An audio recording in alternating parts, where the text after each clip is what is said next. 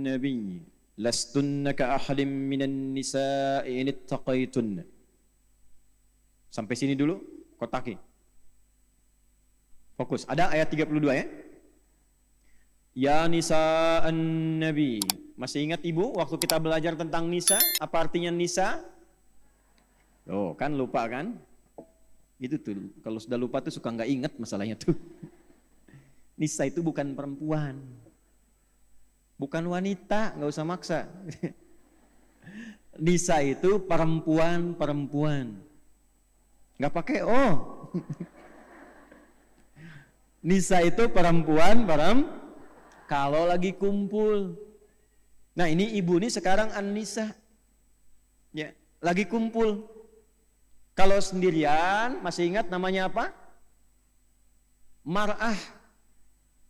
Duh, saya ingetin lagi ya, supaya nggak lupa nih. Pokoknya kalau saya tanya lupa, saya selesai ceramah, saya nggak kesini lagi. Kalau sendirian, namanya mar'ah tuh, mar'atun. Kalau imra'atun tuh sudah menikah. Ya, mar'ah. Dari kata muru'ah, sama dengan mir'ah, cuma beda harakat. Kalau mir'ah itu cermin, kalau mar'ah perempuan. Kenapa mar'ah dan mir'ah hurufnya sama, harakatnya beda?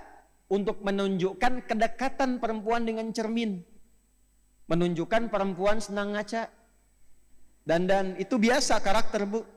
Di rumah mau kesini bercermin kan? Cermin. Turun dari mobil, dari angkot, dari bis, perbaiki cermin lagi. Masuk lihat kaca di sini, perbaiki lagi. Sudah duduk masih buka handphone buat bercermin. Udah pas belum? Ceklik pasang status, sudah siap belajar. Oh, mana tuh? Tapi mar'ah juga dari kata muru'ah, yang senang tampil indah dan terhormat. Makanya wajar kalau perempuan senang keindahan dan kehormatan. Lihat suami mau berangkat pakai batik, agak kelipat, suami biasa. Tapi begitu terlihat oleh istri, sebentar. Perbaiki dulu. Ya, pot goyang dikit, rapikan lagi. Spray geser, rapikan lagi. Senang keindahan, tampil indah, itu biasa, itu wajar.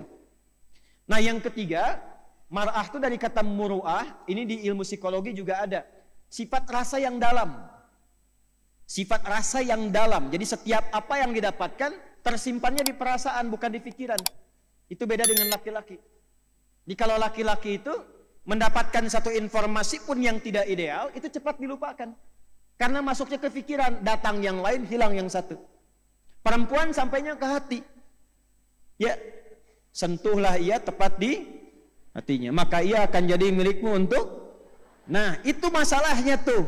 Masalah sampainya ke perasaan, jadi dimiliki selama hidupnya. Makanya kembali ke cermin tadi. Kalau cermin itu dilempar sampai pecah, bisa nggak disatukan lagi? Bisa. Cuma tidak memantulkan bayangan yang sempurna. Nah perempuan juga begitu. Kalau dia terlukai, cepat memaafkan, tapi sulit melupakan apa yang dialami. Wih, betul loh. Kan bu ya? Pengalaman kalau ada masalah dengan suami begitu kan? Ya kan? Masalahnya tahun 2023 diungkit kembali yang tahun 1983.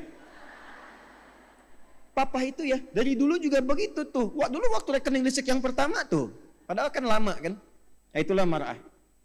Tapi kalau sedang kumpul bersama temannya, kumpul semua, maka dia berubah menjadi nisa namanya. Nisa. Ya, nisa itu perempuan-perempuan yang berkumpul. Nanti ada spiritnya di Quran surah keempat ayat 34. Kadang-kadang perempuan sependiam apapun, kalau sudah kumpul dengan teman-temannya bisa cerita. Kadang yang diceritakan itu yang seyogyanya tidak boleh keluar, harusnya disimpan, dia cerita. Memang diam di rumahnya, begitu kumpul, judulnya pengajian. Berangkatnya dari Lampung 4 bis.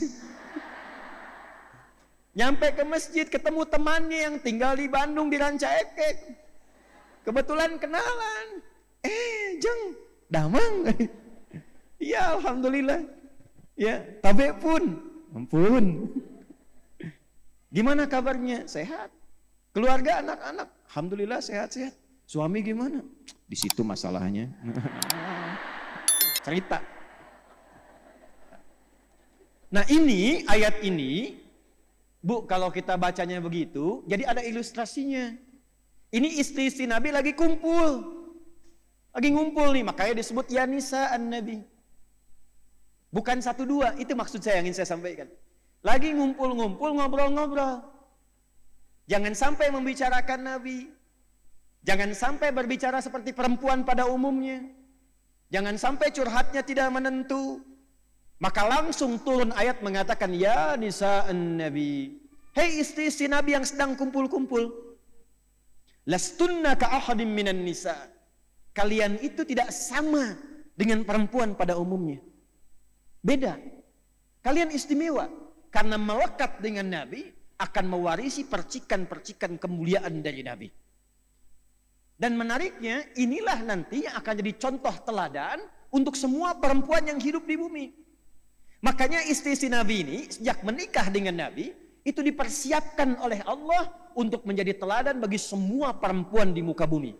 Inilah dalil yang menunjukkan apa yang pernah saya sampaikan, kenapa Nabi diizinkan menikah lebih daripada 4 istri, karena seluruh istri Nabi mewakili semua karakter perempuan di bumi.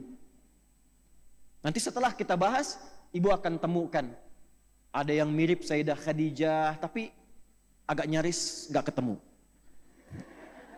Susah. Dapat salam dari Allah, dari malaikat, dipuji oleh Nabi, diingat-ingat sampai dalam tidurnya, dipuji di hadapan semua istrinya, diabadikan kisahnya sampai dengan sekarang. Ada yang gesit, senang taklim seperti Sayyidah Aisyah, senang taklim.